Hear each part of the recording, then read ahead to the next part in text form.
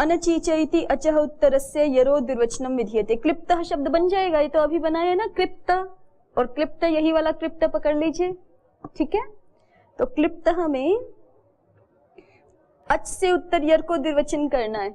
Clipped में अच क्या है भाई? री, या री उसके स्थान में जो री हो गया उसको अच मानो, है ना। यदि उसको हम अच माने तब तो क्या हो जाएगा?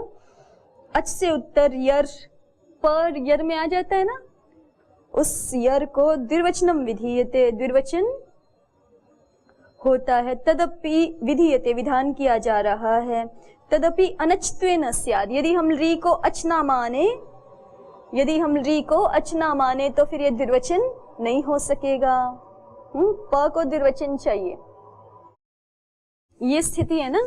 क्लिप्त कार्य क्या करना चाहते हैं? अनचीच। अनचीच कहाँ का कार्य है? 8-4 का। कृपोरोलह से पर वाला कार्य है, तो कृपोरोलह का कार्य अनचीच की दृष्टि में सिद्ध ही रहेगा। माने जब हम अनचीच सूत्र लगाने जाएंगे तो ये जो री है ये हमें सिद्ध ही दिखेगा, असिद्ध होके री नहीं दिखेगा कि हम री को अच मान के कार्य कर ले, है ना। ये री ही दिख रहा है। तो अब ये री को मानते हुए यदि सूत्र की शर्त घटेगी तो सूत्र कार्य हो जाएगा, नहीं तो नहीं हो सकेगा। सूत्र क्या कहता है? अच से उत्तर, अच चाहिए है ना। अच यहाँ और कुछ तो हो नहीं सकता, अधिकतम इसी की संभावना है अच मानने की। उससे उत्तर हम प को जो कि यर है उसको द्विवचन करना चाहते हैं। अनच माने अच परे नहीं है, ठीक है, अच परे नहीं है तो इसको द्विवचन करना चाहते हैं। ये द्विवचन कब हो पाएगा? जब इस री को अच में माना जाए। यदि इसको नहीं मानेंगे अच में तो फिर द्विवचन नहीं हो सकेगा। तो इसलिए री को अच में पढ़ना चाहिए। पढ़ दिया तो इसका अच तो हो गया, अच तो हो गया, तो आगे द्विवचन पक्ष में द्विवचन होके एक बार ये प्रयोग भी बन जाएगा। पाक्षिक प्रयोग है, एक पक्ष में नहीं होगा तो ऐसे ही रहेगा, एक पक्ष में हो जाएगा द्विवचन तो ये प्रयोग बन जाएगा। चलिए, क्लिप्तवान भी ऐसा ही है। अनचीच, पंक्ति देख लीजिए न्यासकार की। अनचीच इति अच उत्तरस्य यरो द्विवचनम विधीयते तदपि अनचत्वे न स्यात्। यदुक्तम क्लिपिस्थ एव प्रयुज्यते तद विघटयन् आह। बिल्कुल यही स्थिति तो रहेगी ना। कृपु धातु से तवतु प्रत्यय ले आए निष्ठा सूत्र से ही, और उसका तवत शेष रहता है, और कृपो रोलह कर लिया तो क्या बन जाएगा? मूल प्रातिपदिक आपका क्लिप्तवत, ठीक है। तो जैसे भिन्नवान आदि बनाते हैं सुला के, बाकी प्रक्रिया वैसी ही रहेगी क्लिप्तवान। उसमें कोई इनको कार्य दिखाना नहीं है, दिखाना यहीं तक है क्लिप्तवत में ही। क्लिप्तवत में जैसे ही ये प्रातिपदिक बना, अब यहाँ पे यही सूत्र अनचीच लगाना चाहोगे तो उसके लिए री का क्या चाहिए? अच तो चाहिए। यही प्रयोजन दिखा रहे हैं। तो ये 3 कार्य दिखा दिए ना इस तरह से समाधाता ने कि हमें री का अचों में उपदेश करना क्यों आवश्यक है, क्योंकि लत्व विधान से परे भी कुछ अच कार्य हैं जिनमें लत्व विधान सिद्ध रहेगा। तो हमें री को अच मान करके कुछ कार्य करने, इसका मतलब सीधे सीधे यही निकला ना, री को अच मान के प्लुत स्वरित द्विवचन आदि कार्य करने हैं जो बिना री को अच माने नहीं हो सकते। इसलिए आपको री को अचों में पढ़ना ही होगा। पद्मंजरीकार ने क्लिप्तवान पे पंक्ति लिखी है, वो देख लीजिए। अत्र अनचीच इति पकार से द्विवचनम न स्यात्। यहाँ अनचीच सूत्र लगा के हम पकार को द्विवचन नहीं कर पाएंगे यदि री को अचों में नहीं पढ़ेंगे तो। यद्यपि पूर्वमपि द्विवचनस्य उदाहरणं संभवति तथापि स्पष्टार्थम इदम उदाहरणम उपन्यस्तम। यद्यपि कह रहे हैं कि जो भी यहाँ पे उदाहरण आए हैं ना हमारे, क्लिप्त शिख, प्रक्लिप्त, वहां पर भी साथ में ही यही द्विवचन को भी दिखा सकते थे। क्लिप्त शिखा में जैसे प्लुत को दिखाया वैसे साथ में किसको भी दिखा सकते थे? द्विवचन को भी दिखा सकते थे। प्रक्लिप्त में भी दिखा सकते थे। लेकिन फिर भी क्लिप्त, क्लिप्तवान अलग से 2 उदाहरण दिए और वहां पे द्विवचन दिखा रहे हैं, वो केवल स्पष्टता के लिए ये कहा जाए। यद्यपि द्विवचन से उदाहरणम संभवति, क्योंकि वहां पर भी तो यही स्थिति है ना। क्लिप्त शिखा में भी आप दिखा सकते हो कि री यहाँ पर जो है वो अनचीच से द्विवचन नहीं कर पाएंगे जब तक री को अच ना माने। ऐसे ही प्रक्लिप्त में भी दिखा सकते हो, लेकिन फिर भी अलग से कह दिया यद्यपि पूर्वमपि द्विर्वचनस्य उदाहरणं संभवति तथापि स्पष्टार्थम इदम उदाहरणम उपन्यस्तम। और आप कहो कि फिर पूर्व दो उदाहरणों में प्राप्त है तो दिखाना तो चाहिए था ना, तो ये वैकल्पिक प्राप्ति है ना, इसलिए नहीं दिखाया। यदि नित्य ही होता ना, द्विवचन करना ही होता, तब तो अनिवार्य रूप से दिखाना पड़ता। अभी एक पक्ष में होता है द्विवचन, एक पक्ष में नहीं भी होता है, तो उन्होंने ना होने वाला पक्ष ले लिया, ये समझ लीजिए। ठीक है। पदमंजरीकार थोड़ी इसी बात पे और चर्चा कर रहे हैं। काशिकाकार की मूल पंक्ति पे बढ़ने से पहले तो हम पदमंजरीकार को देखेंगे। और ननु च कृपोरोलः इत्येतत् सूत्रं स्वरित विधानात् परम अ इति तस्मात् पूर्वमस्तु एवं हि लत्वस्य असिद्धत्वात् प्लुतस्वरित दुर्वचनान्यपि ऋकारस्यैव सिद्ध्यन्ति। ये पंक्ति मिल गई आपको? देखिए, आपको पंक्ति पढ़िए, खुद ही समझ आएगा आपको। ननु च कृपोरोलः, जिज्ञासु, यहाँ पे ये इतनी सारी बात हो जाने के बाद, री के प्रयोजन दे दिए जाने के बाद, अब वो एक और तरीका निकाल रहा है। कहते हैं कि अच्छा, फिर भी जो है वो जिज्ञासु अभी री को अचो में उपदेश करने के लिए तैयार नहीं है। वो दूसरा तरीका ढूंढना चाहता है कि बिना अचो में री का उपदेश किए ही काम चल जाए, ऐसा कुछ किया जाए। तो ऐसा क्या करना चाहता है कि कृपोरोलः इत्येतत् सूत्रम, ये जो कृपोरोलः सूत्र है ना आपका 8-2-18 इस स्थान पे पढ़ा हुआ है। अभी कह रहे हैं कि एतत् सूत्रम स्वरित विधानात् परम, इसको स्वरित विधान से बाद में पढ़ दो, क्योंकि आपने जो सबसे अंतिम कार्य दिखाया ना, आज कार्य देखो 3 कार्य दिखाए थे। प्लुत, सबसे पहला प्लुत कार्य जो कि यहीं पे है 8-2 में ही थोड़ा आगे, दूराधूते च गुरोरन ऋतो, इन दोनों से प्लुत कार्य दिखाया था। फिर उसके बाद आपने क्या दिखाया? स्वरित कार्य जो कि है 8-4 में सबसे लगभग अंतिम में, उदात्ताद अनुदात्तस्य स्वरितः। और आपने दिखाया द्विर्वचन जो कि अनचीच है, उससे पहले ही है।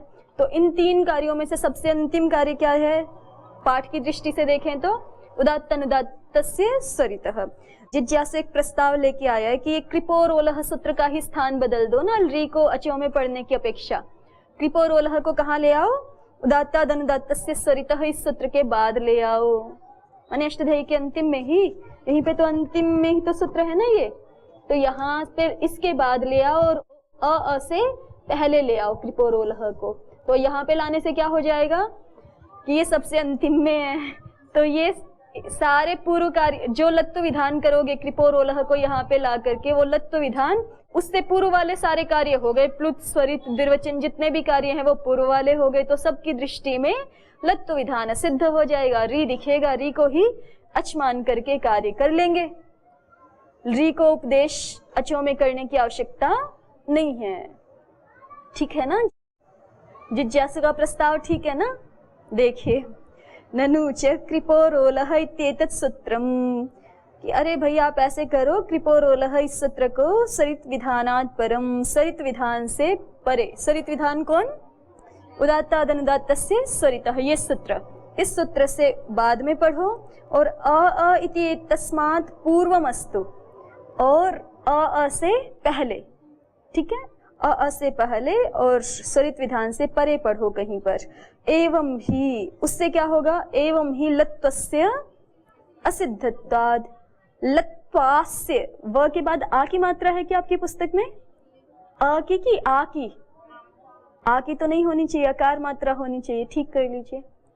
लत्वस्य असिद्धत्वाद, लत्व के असिद्ध होने से, प्लुत स्वरित द्विवचनानि अपि, प्लुत स्वरित और द्विवचन कार्य जो आपने दिखाए थे वो कार्य भी ऋकारस्यैव सिद्ध्यन्ति, ऋकार को ही हो जाएंगे सिद्ध, ऋकार को ही मान के। वहां भी री पाठ होना चाहिए फिर, है ना? चलिए, तो जिज्ञासु ने एक नया प्रस्ताव रख दिया, आप समाधाता इसका उत्तर देगा। नहीं तदस्ति, कि आप जो कह रहे हैं ना कृपोरोलः को यहाँ ले आओ सरित विधान के बाद, ऐसा संभव नहीं है, कर नहीं पाएंगे हम। क्यों नहीं कर पाएंगे? कृपोरोलः इति तस्मिन् उत्कृष्यमाणे, मान लीजिए हम कृपोरोलः का स्थान बदलें, यदि यहाँ पे लेकर के आए, कृपोरोलः इति तस्मिन् उत्कृष्यमाणे ग्रोयंगी इत्येतदपि उत्कृष्टव्यम भविष्यति। तो कृपोरोलः से संबद्ध 2-3 सूत्र और हैं वहां पर, जहाँ पे कृपोरोलः से अनुवृत्तियां जा रही हैं। देखिए निकाल करके, 22 तक हैं, माने रोलह की अनुवृत्ति जो है वो हमें परिश्च घांकयोः सूत्र तक चाहिए। तो इसलिए कह रहे हैं कि कृपो रोलह इति तस्मिन् उत्कृष्यमाणे, अगर कृपो रोलह को उठा करके लेके जाएंगे आगे तो ग्रो यंगी इत्येतदपि उत्कृष्टव्यम, ग्रो यंगी को भी लेके जाना पड़ेगा। फिर ततश्च निजे गिल्यते, माने लेके तो सबको ही जाना पड़ेगा, लेकिन ये दोष एक ही स्थान पे अभी दिखा रहे हैं, इसलिए केवल उसी की बात कर रहे हैं कि कृपो रोलह को लेके जाओगे तो हाँ ग्रो यंगी को भी लेके जाना पड़ेगा, माने पूरे प्रकरण को परिश्च घांकयोः तक को लेके जाना पड़ेगा, है ना, क्योंकि बार बार तो रोलह आदि पढ़ेंगे नहीं। और फिर ग्रो यंगी के ग्र की अनुवृत्ति अची विभाषा में है, विभाषा अची विभाषा की विभाषा पद की अनुवृत्ति जो है वो परिश्च घांकयों में जुड़े हैं ना सूत्र एक दूसरे से, तो पूरा ही उठा के ले जाना पड़ेगा। ये कितने हैं, 5 सूत्र, पंचसूत्री पूरी उठा करके ले जानी पड़ेगी वहां पे। और उसमें समस्या क्या आ जाएगी कि ततश्च निजे गिल्यते इति हलिच इति दीर्घत्वम स्यात्। निजे गिल्यते प्रयोग जब हम बनाते हैं ग्रो का यंग में, ग्री निगरणे धातु है ना, ग्री निगरणे का ये निजे गिल्यते रूप दिखाया हुआ है यंग में। नी तो उपसर्ग है, जे गिल्यते ऐसा प्रयोग है वस्तुतः। तो इसमें कह रहे हैं कि हली च से दीर्घ होने लगेगा, क्योंकि इसको सबसे बाद में ले गए आप। अभी तो स्थिति क्या है, यदि स्थान यहाँ पर है ग्रो यंगी का तो हली च इसके बाद का सूत्र है, दिख रहा है ना आपको, यहीं पे देखो 8-2 में ही है ना आगे 77 नंबर सूत्र। अभी तो ग्रो यंगी पहले है और हली च बाद में है। तो ग्रो यंगी से हमने जो भी कार्य किया है, यंग के परे रहते ग्री को लत्व, यंग के परे रहते ग्री को क्या किया है, लत्व किया है। ग्री के वही रेफ के स्थान में, ग्री के रेफ के स्थान में लत्व किया है। तो ये कार्य पूर्व में है और हलीच बाद में है। तो माने हलीच की दृष्टि में, हलीच की दृष्टि में पूर्व वाला कार्य क्या रहेगा, पूर्व वाला कार्य सिद्ध रहेगा, है ना। लेकिन मान लीजिए इसको आप उठा करके ग्रो यंगी को बाद में ले गए सबसे अंतिम में, तो ग्रो यंगी की दृष्टि में हलीच क्या हो गया, अभी की पहले यथास्थिति देखिए, ग्रो यंगी है हमारा 20 नंबर सूत्र और हलीच है 77 नंबर सूत्र। तो पूर्वोत्तरा सिद्धम की दृष्टि से त्रिपादी में ही जब पूर्वोत्तरा सिद्धम को लगाते हैं तो क्या होता है, पूर्व पूर्व कार्य के करने में पर कार्य असिद्ध होता है ना, यही तो अर्थ है, पूर्व पूर्व कार्य के करने में पर कार्य असिद्ध होता है, ऐसा ही है ना। माने हलीच ग्रो यंगी की दृष्टि में असिद्ध है, पूर्व पूर्व कार्य करने की दृष्टि में पर कार्य असिद्ध होता है। तो हलीच अभी परे है ना, अभी के लिए परे है, 70 नंबर सूत्र है, तो वो असिद्ध है किसकी दृष्टि में, ग्रो यंगी की दृष्टि में। लेकिन जब हम ग्रो यंगी को बाद में उठा करके ले गए तो फिर क्या हो जाएगा, हाँ ग्रो यंगी की दृष्टि में हलीच सिद्ध हो जाएगा। तो माने आप ग्रो यंगी का कार्य पहले कर चुके होंगे तो उसके बाद भी हलीच प्राप्त होगा, यही स्थिति बनी ना। तो उसी को दिखा रहे हैं कि ततश्च निजे गिल्यते इति हलीच इति दीर्घत्वम स्यात्। निजे गिल्यते में हलीच से दीर्घ होने लगेगा। कहाँ कह रहे हैं, ये जो ग्री धातु का री था जिसको कि ल दिख रहा है आपको, गिल्यते का ल, उस ल को हल मान करके, उस ल को हल मान के रोर उपधा, देखिए हलीच का देखिए रोर उपधाया दीर्घ इकह सूत्र की पूरी अनुवृत्ति है अग्रिम सूत्रों में। तो हल के परे रहते जो रेफांत वकारांत धातु उसकी उपधा इक को दीर्घ हो जाता है। तो ये हलीच सूत्र घटाओ यहाँ पे निजे गिल्यते में, जो यंग प्रत्यय का य है ये है हल, क्योंकि हमें धातु देखनी है ना कैसी, रोर उपधाया रेफांत या वकारांत। तो ये रेफांत धातु मान ली जाएगी, क्योंकि ग्रो यंगी कार्य परे है ना, पर वाला कार्य असिद्ध होता है, पूर्व वाला कार्य सिद्ध होता है, ठीक है, ऐसा ही है ना। और ग्रो यंगी को आप सबसे अंतिम में ले गए तो वो तो असिद्ध हो जाएगा। ग्रो यंगी में आपने जो लत्व किया है वो असिद्ध हो जाएगा, दिखेगा क्या, रेफ, ठीक है, रेफ दिखेगा। तो जब हलीचे लगाने जाएंगे तो हलीचे की दृष्टि में हमें ये रेफ दिखेगा, लत्तु ना दिख करके रेफ दिखेगा। रेफ दिखेगा तो क्या हो जाएगा फिर? रेफांत धातु। ठीक है, रेफांत धातु तो हल परे है, यह हल परे है और रेफांत धातु मान के उसकी उपधा इक को दीर्घ होने लग जाएगा, जो कि अभिष्ट नहीं है, माने निजे गील्यते ऐसे सुनाई पड़ने लगेगा, जो कि अनिष्ट है। तो यही दोष दिखा रहे हैं यहाँ पर कि कृपोरोलह इत्ते तस्मिन् उत्कृष्यमाणे, कृपोरोलह को उठा के आगे ले जाओगे तो ग्रोयंगी इत्ते तदपि उत्कृष्टव्यम भवति, ग्रोयंगी को भी आगे ले जाना पड़ेगा। ततश्च निजे गिल्यते इति हलीच इति दीर्घत्वम स्यात्, फिर निजे गिल्यते में हलीच से दीर्घत्व होने लगेगा। क्यों? तस्मिन् कर्तव्ये लत्वस्य असिद्धत्वात्, क्योंकि हलीच इसलिए प्राप्त होने लगेगा कि हलीच के करने में लत्व असिद्ध हो जाएगा। अभी क्यों नहीं हो पा रहा हलीचा? क्योंकि यहाँ पे रेफांत धातु दिख नहीं रही। जो अब हम लत्व कर चुके हैं ग्रोयंगी से, वो ग्रोयंगी चूंकि पूर्व में है हलीचा के, इसलिए वो लत्व सिद्ध ही है हलीचा की दृष्टि में, तो हमें रेफांत धातु नहीं मिल पा रही, नहीं दिख रही है ना, तो इसलिए हलीचे प्राप्त नहीं है अभी तो। लेकिन अगर इसको उठा के हम अंतिम में ले जाएंगे तब तो लत्व असिद्ध हो जाएगा हलीचा की दृष्टि में, है ना। तो इसलिए रेफांत धातु दिख जाएगी, और रेफांत दिख जाएगी तो हलीचे से दीर्घत्व की अनिष्ट प्राप्ति होने लगेगी। तस्मिन् कर्तव्ये लत्वस्य असिद्धत्वात् इति, इसलिए यथा न्यासमेव साधीयः, समाधाता अपनी बात को उपसंहार कर रहे हैं। यथा न्यासमेव साधीयः, जैसा जहाँ पे पढ़ा है ना आचार्य ने, मतलब उन्होंने तो केवल एक ही दोष दिखाया, ऐसे ऐसे और भी बहुत सारे दोष आ सकते हैं इन 5 सूत्रों में ध्यान से देखेंगे तो, क्योंकि पूरे 5 सूत्र आगे लेके जाने पड़ेंगे ना। तो इसलिए कह रहे हैं समाधाता यथा न्यासमेव साधीयः, जिस सूत्र को जहाँ रखा है, जैसा न्यास किया है, जिस स्थान पे जिस सूत्र को रखा है, तथैव एवमेव साधीयः, उसी प्रकार से अच्छा है, श्रेष्ठ है। जो आप स्थान बदलने की बात कर रहे हो उसमें बहुत सारे दोष आ सकते हैं, तो इसलिए जो पहले विचार किया गया, क्या किलरी को अचो में पढ़ लीजिए, है ना। क्लिप्त शिख, प्रक्लिप्तः, क्लिप्तः, क्लिप्तवान आदि में जो हमें प्लुत आदि कार्य चाहिए, उनके लिए री को अचो में पढ़ लीजिए, वही बात ठीक है। ठीक हुआ, इतना हो गया। अब आगे देखिए, अब काशिकाकार की ये जो मूल पंक्तियां थी ना, अकारादयो वर्णाः प्रचुर प्रयोग विषयास्तेषां सुज्ञानम् उपदेशे प्रयोजनम्, ऋकारस्तु क्लिपिस्थ एव प्रयुज्यते, क्लिपेश्च पूर्वत्र सिद्धमिति लत्वम् असिद्धम्, तस्य असिद्धत्वाद् ऋकारे एव अच्कार्याणि भविष्यन्ति इति किमर्थम् ऋकार उपदिश्यते।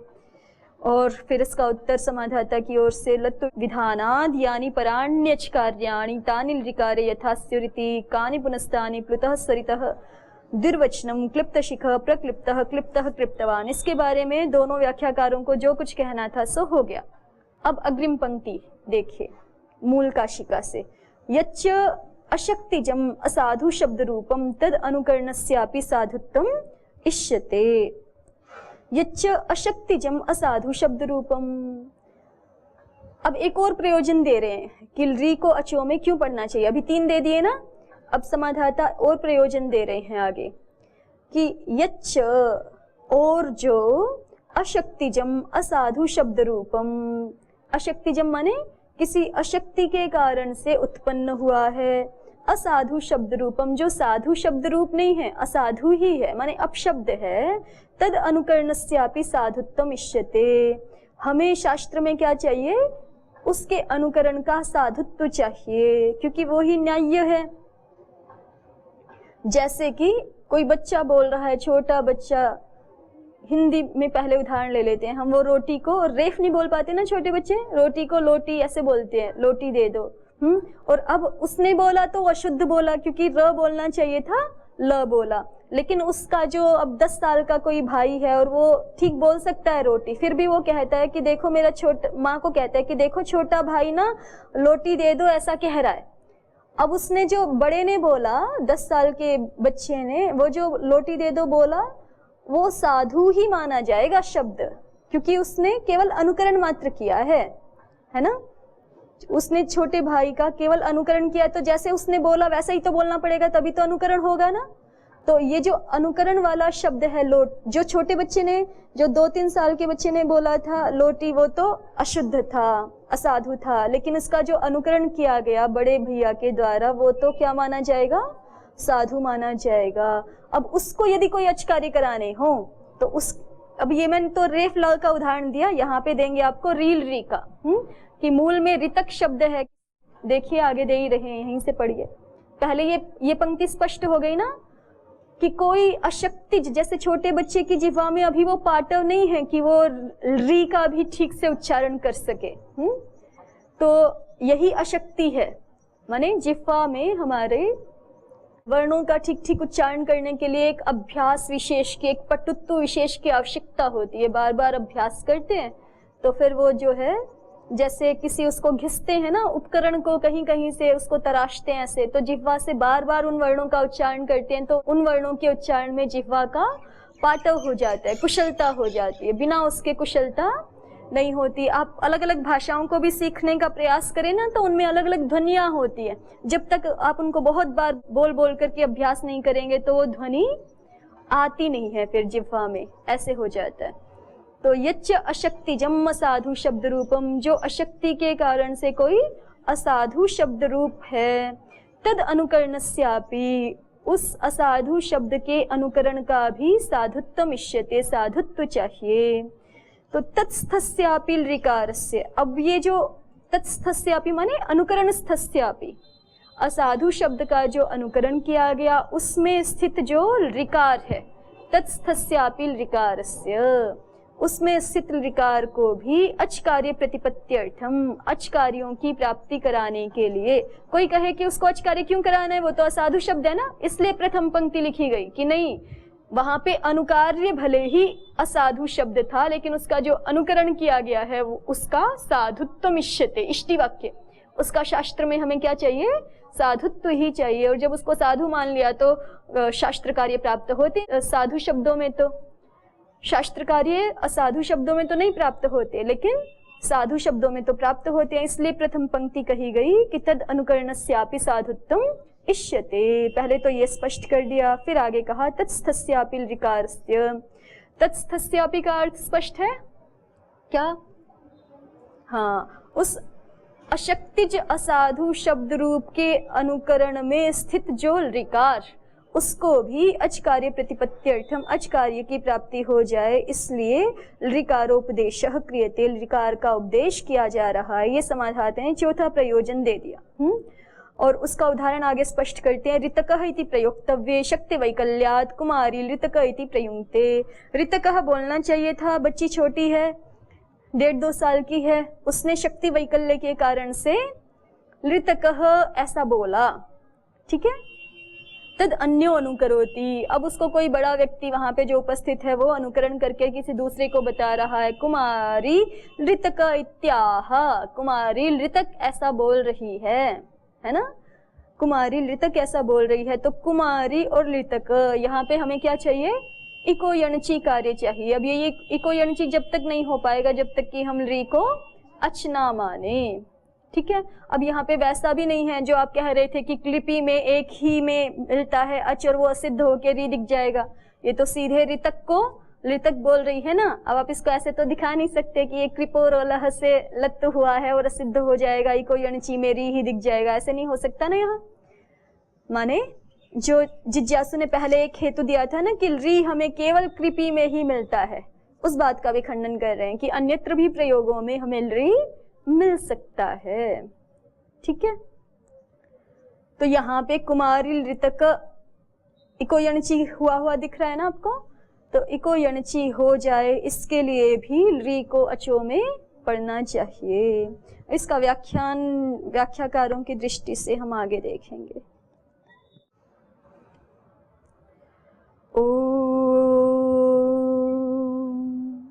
शांति शांति शांति। ओम श्री गुरुभ्यो नमः। ओम श्री परमात्मने नमः। ओम सर्वेभ्यो नमः। ओम